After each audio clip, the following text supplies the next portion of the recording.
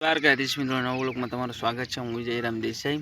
આપણે આવ્યા છીએ જો ભેંસો ચારવા। ભેંસો ચરે છે, લીલાડો થઈ ગયો છે। વરસાદનો મોસમ હતો, આજ રાતે પણ વરસાદ આવીને ગયો છે। ભેંસોના પગ ખૂંચી જાય છે ખેતરમાં ને અહીંયા ચાંદરી ચરે છે ને ઓલી બાજુ ભૂરીઓ ચરે છે ને જુઓ બધી ચરી રહી છે ને આપણે અહીંયા મસ્ત બેઠા છીએ તો મિત્રો જુઓ ભેંસો બધી ચરી રહી છે।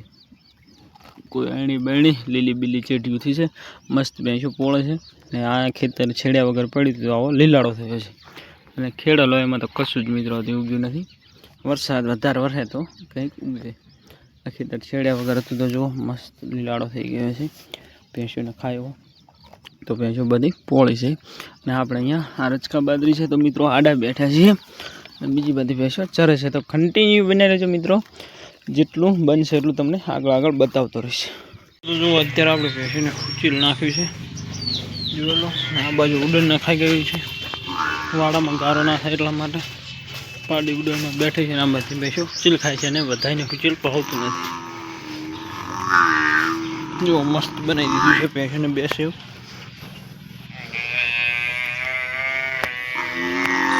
જુઓ હવે આપણે આવી કંઈક રસકા બાદરી થઈ ગઈ છે। આજે રાત્રે વરસાદ થયો છે એટલે પાણી પણ ભરાણી છે ને હવે રચકા બાદરી સારી દેખાવા માંડી છે, જુઓ બધી એક સરખી।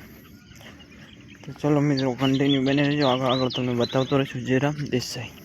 મિત્રો તો જુઓ સવારમાં બધી ભેંસો નીણ ખાઈ રહી છે અને ચાંદરીનો ખીલો ખાલી છે, કેમ કે ચાંદરી હામી આવી હતી તો પાડેને ગયા છે એટલા માટે આ બધી ભેંસો નીણ ખાય છે। બાજુ પાડીને નીણ કરતી, પાડીને ડોકા કરે છે, આ બાજુ ગાયને નીણ કરતી, બાજુ વાસો લઈને આ ગાયને બાજુ બાઇક પડી છે, આપણે દૂધ ભરાઈને અહીંયા મૂકી દીધું છે। પાણી આવી રહ્યું છે જુઓ અત્યારમાં, આપણે હજી જોઈને ભરી નાખીએ એટલે ભેંસું પાણી પીએ। જુઓ ધોઈ નાખ્યું છે, સારું પાણી ઢોળી દેવાનું અને આ ફ્રેશ પાણી ભરી દેવાનું। જુઓ ભરાય છે, હવે મસ્ત પાણી ભરાઈ રહ્યું છે।